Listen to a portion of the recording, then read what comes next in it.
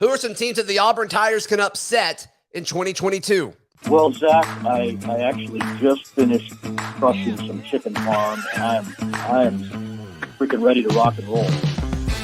You are Locked On Auburn, your daily podcast on the Auburn Tigers. Part of the Locked On Podcast Network, your team every day. Yes, welcome on into Locked On Auburn, your daily Auburn Tigers podcast. I'm your host, Zac Blackerby, and thank you so much for making Locked On Auburn your first listen every single day. Fun topic today. We're going to be joined by Lance Dawe of AuburnDaily.com. There's several toss-up games on this schedule that we've all kind of identified. Auburn has a 50-50 shot. Penn State, LSU, Arkansas, maybe both of the Mississippi schools on the road. Some people are putting A&M in there. I'm not personally, but a lot of toss-up games. There's also a handful of games where a lot of folks aren't giving Auburn too much of a shot. And so I think it'd be fun to kind of look at some of these matchups this year and say, okay, who can Auburn upset this season? And you put up a story at AuburnDaily.com talking about how the Auburn Tigers can upset the Georgia Bulldogs.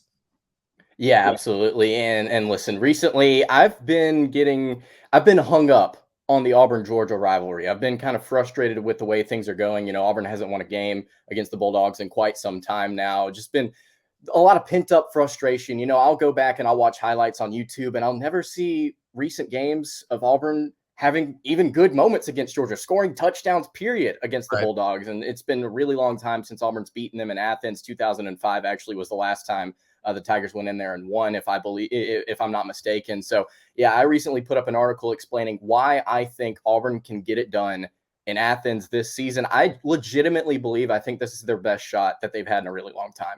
And a lot of it has to do with competent quarterback play. And that's one of the things that I say in the article. I don't think, and you've talked about this before on your show, I don't think Auburn's quarterback room has a high ceiling, but the floor, I think, definitely is there. I think that there is a baseline of consistency that I think this quarterback room can produce, whether that be Robbie Ashford, TJ Finley, Zach Calzada. A lot of people leaning towards Calzada right now.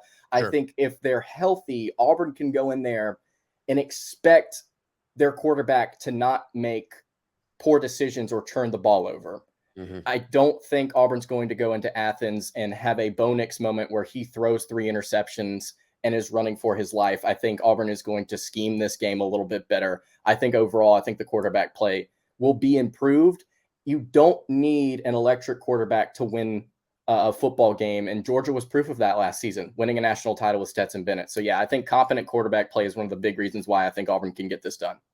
And so the competent quarterback play is just having a higher floor. You're not looking for flash. You're just looking for consistency here. Exactly. Yeah. And it could be, we don't know who's going to start. It could be Calzada. It could be Finley. It could be Ashford. I'm leaning towards Calzada. And so I'm kind of thinking of this game in that light of, Calzada is going to have 5 games in this system. He's going to be a little bit more comfortable going into a very difficult environment, but still, I think Auburn definitely has an opportunity if their quarterback has that high floor. I think another reason that you have to believe Auburn has a decent shot in this game is improvement in the trenches, both on the offensive and defensive line. You talked about it on yesterday's show, I believe, talking about the improvement across the offensive and defensive lines. You've been talking about snap counts and how Auburn can really take the next step in a lot of different areas. Phil Steele is very, very high on Auburn's offensive line this season. I'm not quite there with the Tigers O-line, but I still think that they're going to take at least somewhat of a step forward this season. If they can improve run blocking, it's going to open up a lot of different things for this Auburn offense against Georgia's defense, and it's still going to be stout. We're going to talk about Georgia's defense in a little bit. I think it's still going to be stout, but if Auburn can establish the run just a little bit better than they did last season, it's going to open up a lot more things for this offense, and it will allow a guy like Zach Calzada to just simply take what the defense gives them and to kind of dump things off and just kind of dink and dunk down the field. And you may say Auburn may not have the ability to do that. You got to see Auburn's first 2 or 3 scripts against the Bulldogs last season. They were marching. They found ways to get guys open in space on short to intermediate routes. They were working their way down into the red zone. I think, again, you get a competent quarterback, you get a run game that's just a little bit better, an offensive line with a little bit more push. You can work Georgia, I think, at least for 3 quarters. Right. Yeah. And I think a lot of people would take that, as far as, what if Auburn goes 8-4, what do those 4 losses look like? Or if they go 7-5, what do those 5 losses look like? That matters. That certainly matters when you talk about growing this program and building it over the next few years under Bryan Harsin. A concern of mine, I'm not going to say my biggest concern, but a concern of mine about the Georgia situation is Auburn's first road action of the season. And so whether it's TJ Finley or Zach Calzada or Robbie Ashford, that's going to be a situation where it's going to be a little bit different. Now, fortunately, 2 of those 3 guys have started in SEC road environments before. That's a good thing. But I think it's just going to be so much of a different situation where it's going to be really hard to prep for that. Yeah, absolutely. And I think it's going to be, regardless of what Auburn's record is heading into this game, it's going to be a big matchup. It's the Deep South Soldiers rivalry. It's a big game. But I also think on the flip side of that, and that's a very legitimate concern, is how does Auburn look in their first road action?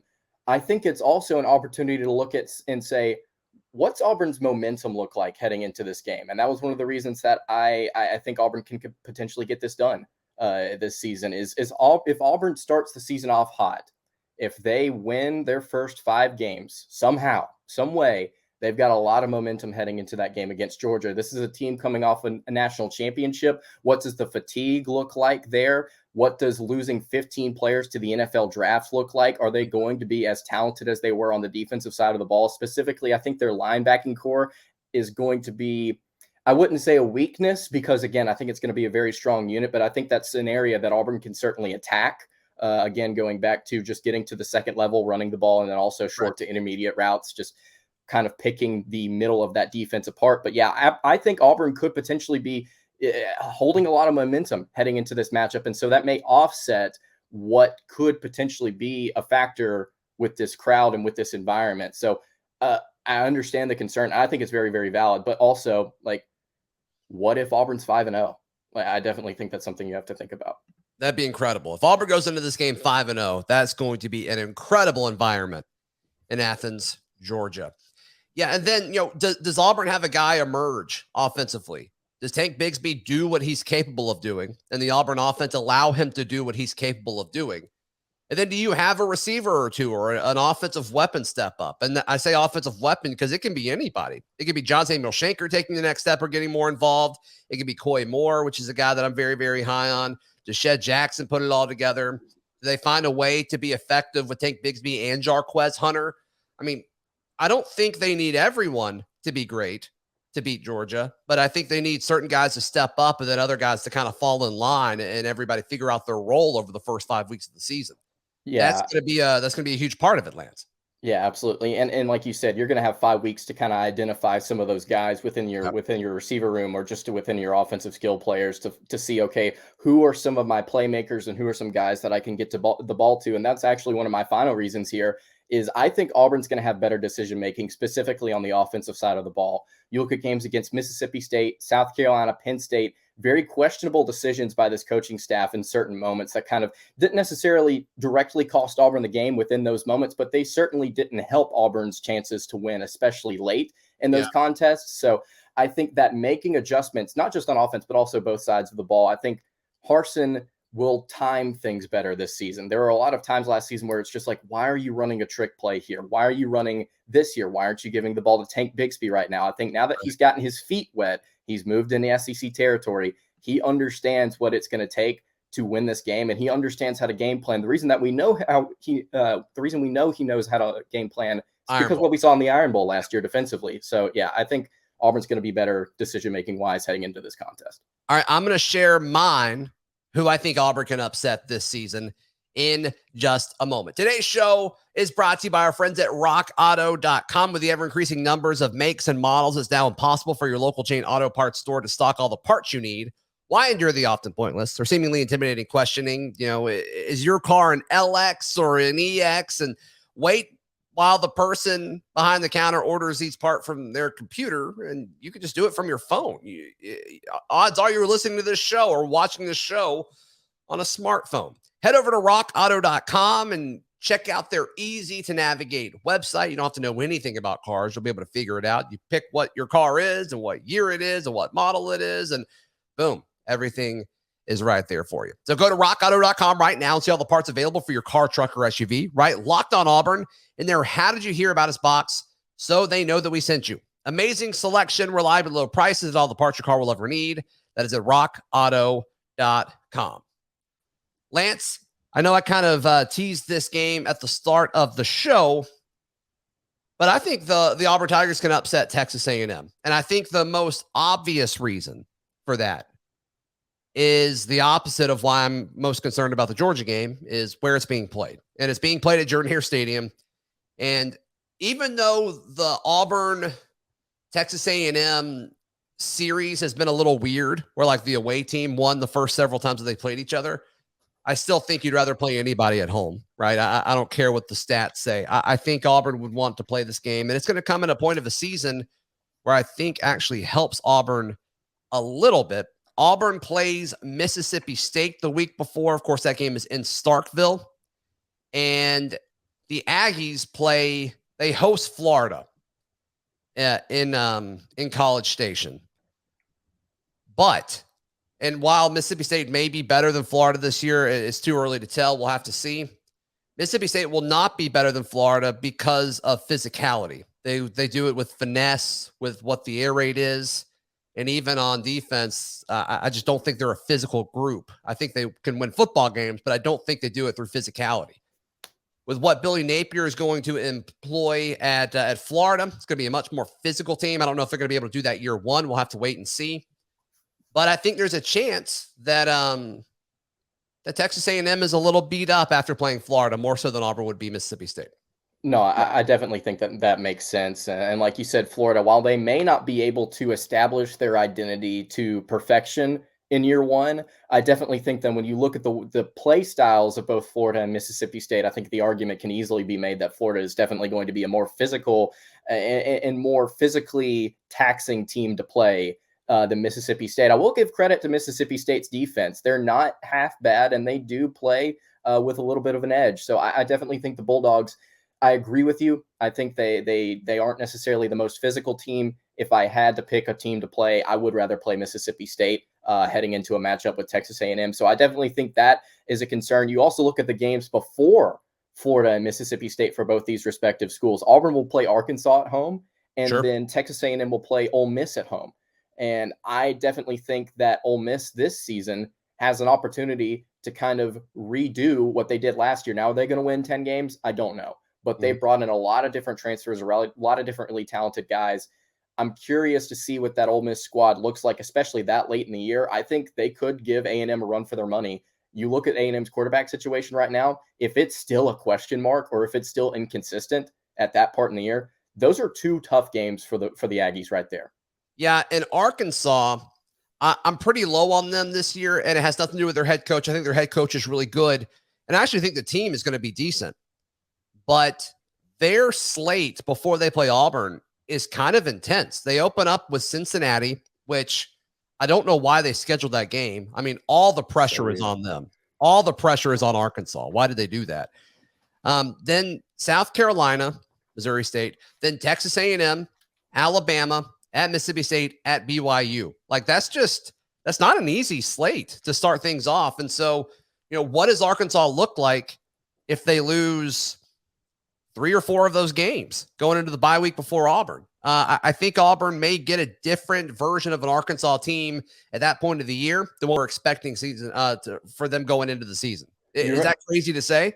You remember last year whenever Ole Miss came into Auburn, and the storyline was Ole Miss is so beat up that they can't really compete with Auburn at a high level because of how many injuries they have. We may see a similar storyline with the Arkansas Razorbacks heading into the contest with the Tigers this season. Also, who, like you mentioned, the Cincinnati game, who in their right mind schedules a road trip to BYU right smack dab in the middle of the year? That's a good team.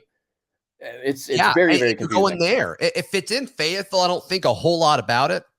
But yeah, it's a non-conference game against what's about to be a Power 5 program. Like, why are you? What do you get out of doing that, Arkansas? Yeah, You're in the SEC West. Why are your non-conference games a playoff team from last year and then a road game against a team that's about to be in the Pac-12? Like, what are you thinking?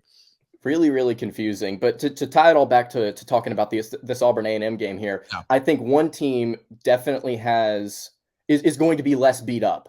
And so, like you mentioned, you tie in the fact that it's at Jordan-Hare. You also tie in the fact that Texas A&M is 98th nationally in returning production. They've got a really talented class coming in. How does Jimbo Fisher implement that talent? He's not been great at it in the past. Can he do it this season? We'll just have to see. There's going to be a lot of retooling for this Aggies team. And one of the positions that they have to figure out is quarterback.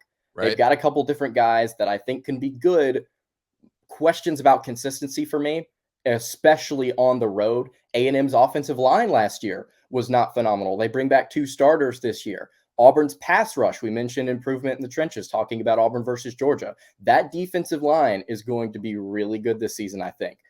A lot of things going Auburn's way in this game. Also, something that you were probably going to bring up, Auburn didn't score an offensive touchdown neither team did. A&M didn't score an offensive touchdown against the Tigers last game. So how does their offense survive in Jordan-Hare after Auburn brings back a decent amount of their production? So there's a lot of things I think going in Auburn's favor heading into this matchup. And it may be one of those things where on paper, it's like, well, A&M's a really good team. They've got a decent record. They'll be favored.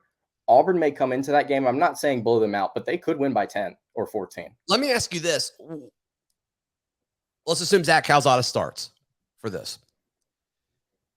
Does it benefit Auburn that you have a motivated Zach Calzada revenge game type situation? Or does it benefit A&M because they know everything about Zach Calzada? I think that it can definitely go both ways. If you're looking at Zach Calzada being the beneficiary of this contest, I mean, you saw what he did whenever he was willing to put everything on the line. He was willing to go out there and just give a really gutsy performance. Whenever he put his best foot forward, it resulted in a win against Alabama. Yeah. If he wants to go out there and perform well, I think that he could go out there and perform well against a secondary that he was practicing against every single day last fall. So I definitely think that that's a good thing. But also on the flip side, A&M returns 4 starters in their secondary. 4 of their 5 starters on defense are from that secondary. That was one of the best in the country, top 20 nationally actually last season. So I definitely think it can go both ways for sure. No, there's no question about it. All right. It's always fun during the offseason to speculate who will be representing your school at SEC Media Days. We have that conversation in just a moment right here on Locked On Auburn. Today's show is brought to you by our friends at BetOnline. BetOnline is your number one source for all of your betting needs and sports info. College athletics are done until this fall, which is super, super sad, but you can still get in on the action with Major League Baseball. And then also you can check out esports if you're into that sort of thing. And then if you just can't help yourself and you want to look at some football futures, there is a ton of college football and professional football future bets and lines, all at BetOnline, where the game starts. Lance, before we jump into this final topic, how can people check out everything that you have going on? You got a lot of things. Yeah, absolutely. Well, first and foremost, you can read my content over at auburndaily.com. Got a lot of stuff that we're putting out there. Recently been doing an Auburn schedule analysis, going through every single game and grading every single position group of every single opponent Auburn will play about halfway through the season right now. For the Tigers, follow me on Twitter at @LanceDawe_. And then also listen to the Locked On Kentucky podcast. I know a lot of Auburn fans here, not the kindest towards Kentucky fans, but if you have any interest in seeing what's going on in the Bluegrass State, definitely go check my podcast out. Perfect. All right. So who do you think Auburn will take with them to SEC Media Days? Last year was a little different due to COVID. They dropped. They normally take 3 players with them. Last year it was 2. And so assuming we're going to jump back up to 3, last year the guys were Owen Pappoe and Bo Nix. Obviously Bo Nix will not be representing Auburn. You got to think Owen Pappoe will again. I think if you take him one year and then you don't take him the next year, I think it opens up a ton of potential storylines that you don't want from arguably the most talented and most athletic player on your roster. So I think Owen Pappoe is one of them. And I'll just go ahead and list mine out, Lance, and then you can give your thoughts and share your opinion. But I think the other 2 are Samuel Shenker. He has just been a spokesman for Bryan Harsin amidst the drama. He's gone on several shows and talked up what they're doing. He really believes in the process and what Auburn's trying to build. So Owen Pappoe, John Samuel Shenker, and then Nick Brahms choosing to come back. I think that meant a lot to Bryan Harsin. And I think Nick Brahms is the kind of guy that Bryan Harsin likes, just to kind of get in there and grind and do it. So yeah, those are my three. Yeah, and to be honest with you, I think those three are pretty spot on. You're looking for SEC Media Days. You're looking for an experienced veteran starter. And so you could look at guys like Austin Troxell potentially as a veteran guy, but we don't even know if he's going to be starting for this offensive line. We're still trying to work the rotation out there. So I think that Shenker, Brahms, and Pappoe, all three are really good selections. Like you mentioned with Pappoe, if you took him last year, why wouldn't you want to take him again this year? I definitely think that makes sense. Nick Brahms, perfect selection. I think that's a perfect selection. And then John Samuel Shenker makes sense. Something that I threw out to you before we started recording. Of course, the more we think about it, doesn't really make a ton of sense. Anders Carlson, another veteran presence on this team. His brother was taken to SEC Media Days a few years ago. He could be a potential option. Sure. But I'm going to be honest with you. I think outside of these three guys, Brahms, Shenker, and Pappoe, there's not a ton of candidates that would make a ton of sense to take to SEC Media Days, unless you disagree. Yeah, Derick Hall, I think, would be fourth on my list. Eku Leota would probably be up there as well. Sure. Colby Wooden, I think, is interesting. And people are like, why aren't you taking Tank? I just don't think this is Tank's thing. I don't think Tank Bigsby would want to be there unless he does. And then obviously, I think if you're Bryan Harsin, you got to do what Tank wants. But Shedrick Jackson, I think, is a candidate as well. But after that, I mean, there's just been so much turnover in most of these positions. Like, I think that's kind of it. Yeah, to be honest with you, I think of Derick Hall as a potential replacement for one of these three guys. But again, these guys, all three of these guys have been in the program for so long and they've had so much experience. I just think that these three take the cake over some of these other guys. Although I would not be surprised, no disrespect to these other players. I'm just saying in the light of SEC Media Days and like what would be best to take, I think that these three guys definitely do it. Let me tell you what Bryan Harsin should do. And this is about 10% serious. His three guys should be Zach Calzada, TJ Finley, Robbie Ashford, and he should just burn the world down. Dude. Imagine the media reaction. It would be incredible, Lance. That would be a national storyline, and Bryan Harsin just kind of go up, lost up, there you are. Just him kind of getting up and saying, I want to see how these quarterbacks respond to pressure and how they represent the university. So couldn't think of a better place to do it. And be like, man, Bryan Harsin, you dog. That would be awesome. And the first question I would ask in the media room is, which one of you is focused in having fun this season? Who's a dark horse? I guess Finley would probably be the most familiar with that joke. I guess just because he was here last year. Yeah, for sure. That'd be awesome. I mean, that would just be hilarious, but obviously won't happen. But that would literally, I know what happened with Texas and Oklahoma and all the other things about Bryce Young getting $1 million last year at SEC Media Days. That would take the cake. Everyone would be talking about that. That would be phenomenal. It would make some people really, really mad and angry. I would become like, I would love it. I would absolutely love it. But, you know, and the people that would hate it would be like, well, you're taking away from other kids that have earned it. And like, that's probably true. That is probably true. And that's why it won't happen. But man, it'd be hilarious, Lance. It would be the funniest thing in the world if he did that. At the same time, sure, we may be taken away from other kids. It's just SEC Media Days, guys. Like, come on, let's have a little bit of fun. Let's throw something fun out there. That's a Mike Leach thing to do, or a Lane Kiffin thing to do. Just bring all three quarterbacks and be like, I don't know who it's going to be. Yeah, but you guys love talking to quarterbacks, so there you go. What better group to talk to? That's right. You get all three of them in one place. Lance, one more time real quick. How can people find you, hear your reach, all that stuff, buddy? You can follow me on Twitter at @LanceDawe_. Read my content over at auburndaily.com and check out the Locked On Kentucky podcast. Yes, Lance knocks it out of the park on all of those things. Hey, join the Locked On Auburn Discord. It is in the episode description down below.